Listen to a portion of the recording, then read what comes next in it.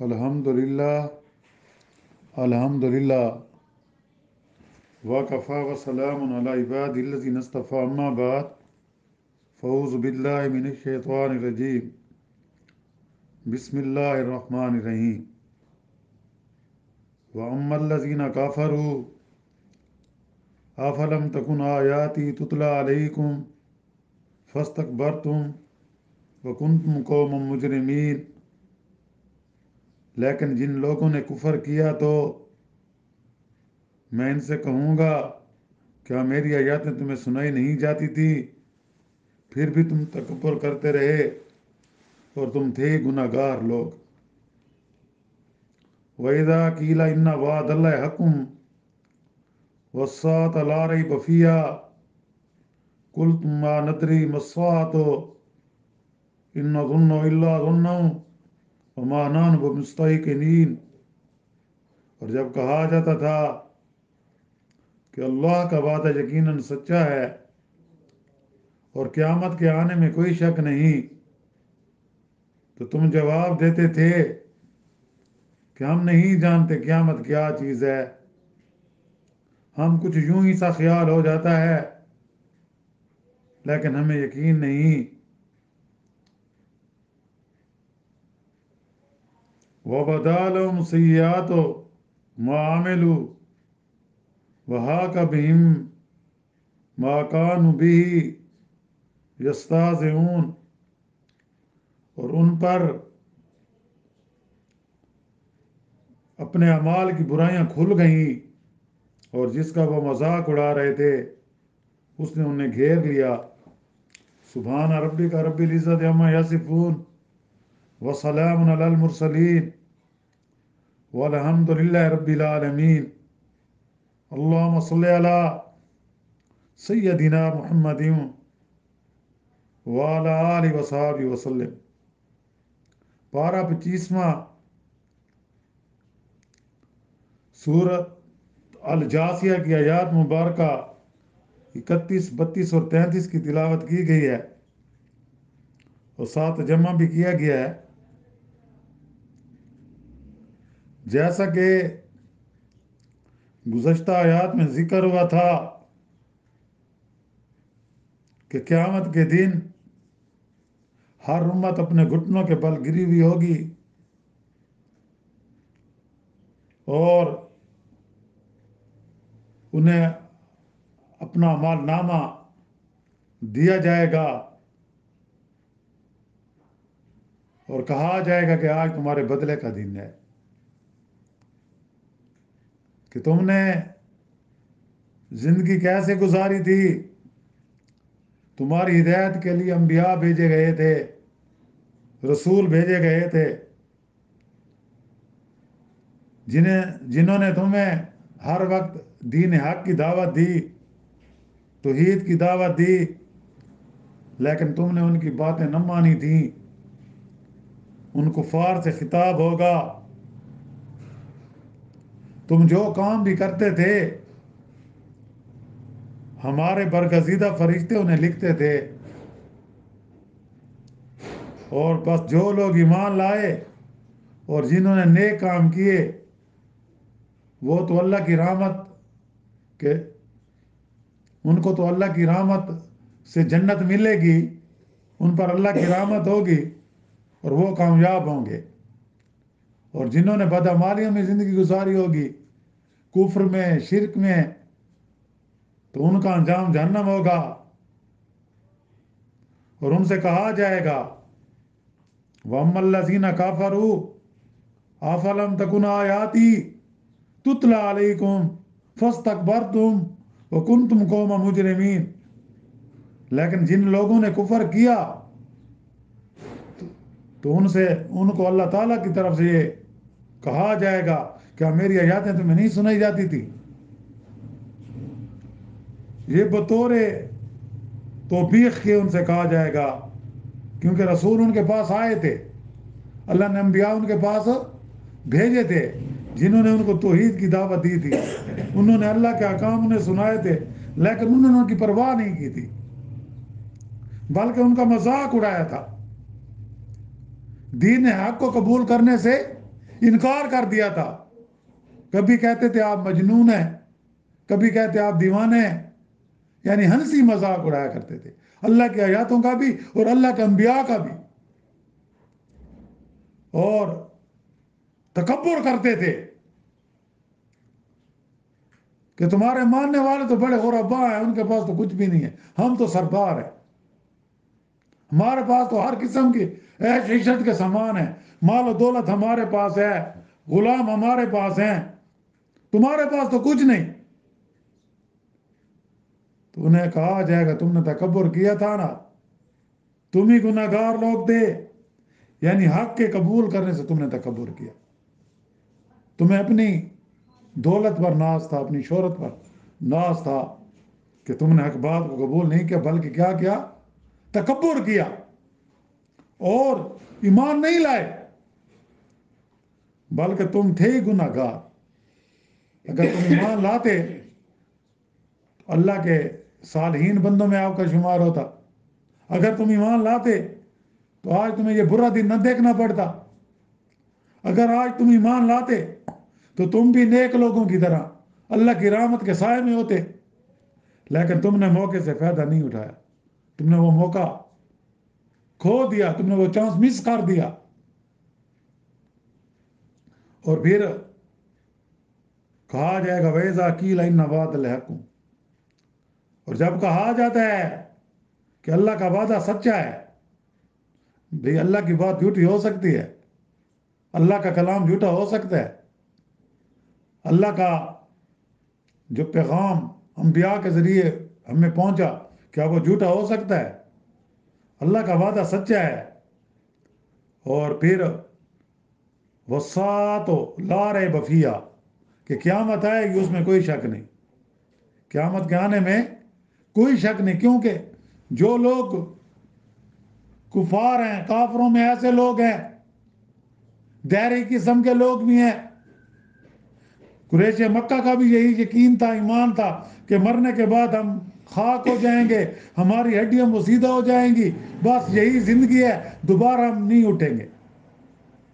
یعنی آخرت پر ان کا یقین نہیں تھا کہ مرنے کے بعد وہ دوبارہ زندہ ہونے کے منکر تھے. تو ان کو اس کا جواب دیا گیا تم جو یہ کہتے ہو نا قیامت آئے گی، اس میں کوئی شک نہیں، یقیناً آئے گی. اور تم جواب دیتے تھے کہ ہم نہیں جانتے. جب انہیں کہا جاتا تھا نا قیامت آئے گی، تم یہاں جو عمل کرو گے اس کے بارے میں پوچھا جائے گا، تو تم مذاق اڑاتے تھے قیامت کیا چیز ہے. یعنی قیامت کے آنے کے کیا تھے؟ منکر تھے. وہ کہتے تھے بھائی یہ ایسے ڈراوا ہے، یوں ہی خیال ہے کہ کبھی ہمیں خیال آ جاتے شاید ہو، لیکن یقیناً نہیں ہے. اور پھر کیا کہتے تھے؟ ہمیں یہ کچھ یوں ہی خیال تھا لیکن ہمیں یقین نہیں ہے. یعنی کہ ٹوٹلی قطعاً قیامت کے وہ منکر تھے. جس طرح آج کل کے دہریے لوگ ہیں یا سیکولر ذہن کے لوگ ہیں، اپنے آپ کو بڑا روشن خیال طبقہ کہتے ہیں، تو وہ بھی یہی کہ بھائی یہ مادہ ہے. جیسا کہ یورپ میں اکثریت لوگوں کی یہی نظریہ رکھتی ہے کہ بھائی یہی دنیا ہے، اس دنیا کو بہتر بنا لو، اس دنیا کو ویسے اپنی مرضی سے گزارو. یعنی یہ اپنے نظریہ آج کل دیا جاتا ہے کہ تم اپنی دنیا کو خوبصورت بنا لو، اسی دنیا کو اپنی مرضی سے گزار، جیسے تمہیں تمہارا دل مطمئن ہو، جیسے تمہیں سکون ملے، کوئی گناہ اور ثواب کی تمیز نہیں ہے، بس جیسے تم گزارو، مرنے کے بعد دوبارہ نہیں اٹھے. بھائی یہ مادہ ہے، یہ گردش زمانہ ہے. لیکن اللہ کا قرآن کیا کہہ رہا ہے کہ جیسے ان کو یقین نہیں تھا، ایسے قیامت تک ایسے لوگ جو اس خیال کے ہوں گے کہ بھئی قیامت نہیں آئے گی، لیکن یہ ضرور آئے گی. قیامت یقیناً آئے گی. اور پھر قیامت کا وقوع ماذ ظن تخمین نہیں، یہ یقیناً آئے گی. کیوں؟ جیسا کہ شروع میں کہا اللہ کی بات جھوٹی نہیں ہو سکتی، اللہ کا کلام جھوٹا نہیں ہو سکتا، اللہ کے نبی کی باتیں جھوٹی نہیں ہو سکتی. اللہ کا پیغام جو نبی کریم صلی اللہ علیہ وسلم کے ذریعے میں پہنچا، انبیاء کرام کے ذریعے پہنچا، وہ جھوٹا نہیں ہو سکتا. وہ سچی بات ہے کہ قیامت آئے گی، اور قیامت آئے گی اور تم سے پوچھ گچھ کی جائے گی کہ زندگی کیسے گزاری تھی، کیسے اعمال کیے تھے، کیسے مال کمایا تھا، کیسے مال خرچ کیا تھا، علم کیسے حاصل کیا تھا، کس قسم کا علم حاصل کیا تھا، اللہ کی پہچان والا حاصل کیا تھا یا دنیا کمانے والا. تو ان چیزوں کی ہم نے تیاری کرنی ہے، اور ان چیزوں کی تیاری کرنے کے لیے اللہ نے، کیونکہ اپنی مخلوق پیاری ہے، تو اللہ نے پھر انبیاء بھیجے جنہوں نے ہماری رہنمائی کی کہ آپ کمائی کریں، اس طریقے سے کریں، حلال طریقے سے کریں، جائز طریقے. ہاں آپ نے زندگی گزاریں، لیکن اس طرح گزاریں کہ تمہیں اللہ کا قرب حاصل ہو جائے، اللہ کی محبت ملے، اللہ کی معرفت ملے.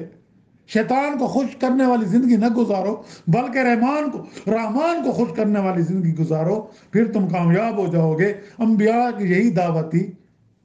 اب کیونکہ اللہ تعالیٰ نے نبی کریم صلی اللہ علیہ وسلم کو آخری نبی بنا کر بھیجا، تو اب آپ کی جو امت ہے اس کا یہ مشن ہے کہ اس نے لوگوں کو دعوت دینی ہے کہ لوگوں اگر کامیابی چاہتے ہو تو نبی کریم صلی اللہ علیہ وسلم کے طریقے کو اپنا لو، قرآن کو اپنا دستور بنا لو، اس میں تمہاری کامیابی ہے. جیسا کہ قرآن مجید میں ہے کہ کنتم خیر امت اخرجت للناس تأمرون بالمعروف وتنہون عن المنکر، کہ تم وہ امت ہو جسے اللہ نے پیدا بھی اس لیے کیا ہے جو نیکیوں کا حکم دیتے ہیں، برائیوں سے روکتے ہیں. تو اللہ تعالی ہمیں بھی ایسا کر دے. اور پھر فرمایا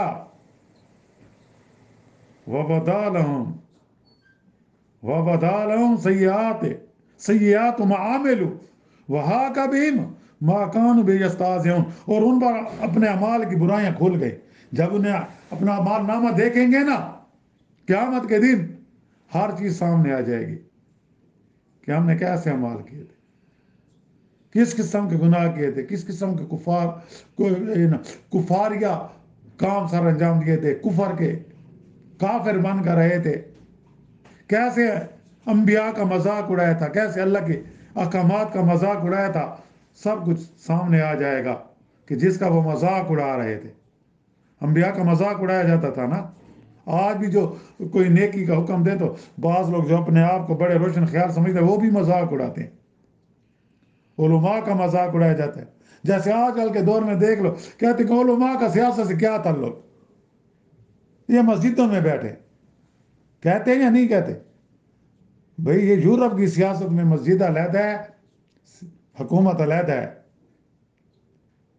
لیکن یعنی عبادت گاہ علیحدہ ہے، حکومت علیحدہ، جیسے چاہو بس. لیکن نہیں، اسلام میں سیاست جو ہے وہ دین کا جزو ہے، سیاست دین کا حصہ ہے. اور وہ سیاست کیسی کرنی ہے؟ جیسے نبی کریم صلی اللہ علیہ وسلم نے مدینہ کی ریاست چلائی، جیسے خلفائے راشدین نے چلائی، جیسے سیاست امیر معاویہ رضی اللہ تعالیٰ نے چلائی کہ دنیا میں 67 لاکھ مربع میل تک حکومت کی. ایسی سیاست کرنی ہے. یہ جمہوریہ والی سیاست، یہ مغرب والی سیاست نہیں کرنی کہ جس میں مادر پدر آزادی ہے.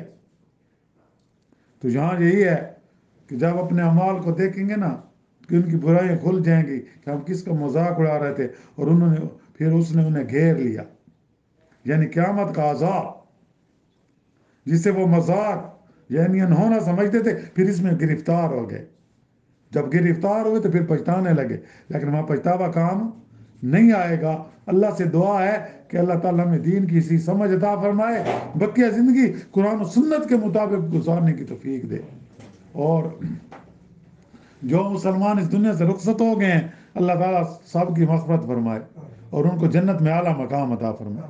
جو بیمار ہیں، گھروں میں ہیں، جہاں کہیں بھی ہیں، اللہ تعالیٰ سب کو صحت کاملہ عطا فرمائے اور ان کو ایمان کے ساتھ زندہ رکھے.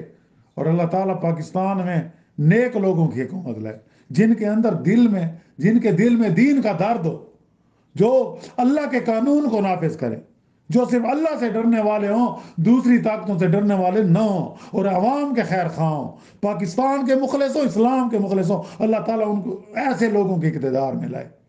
اور اللہ تعالیٰ سے دعا ہے کہ اللہ تعالیٰ مظلوم مسلمانوں کی غیبی مدد فرمائے اور ان کو کامیاب کرے، اور مسلمانوں کو آپس میں پیار محبت عطا فرمائے کہ وہ مل کر جہاں کہیں بھی مسلمانوں پر ظلم ہو رہا ہے ان کی مدد کریں، مالی بھی جانی بھی، اور اللہ تعالیٰ ہم سب کا خاتمہ بھی ایمان پر فرمائے۔ وآخر دعوانا الحمد للہ رب العالمین۔ اللهم ربنا آتنا في الدنيا حسنة وفي الآخرة حسنة وقنا عذاب النار۔ صلی اللہ تعالیٰ علی خیر خلق محمد وعلى آلہ وصحبہ اجمعین برحمتک یا رب۔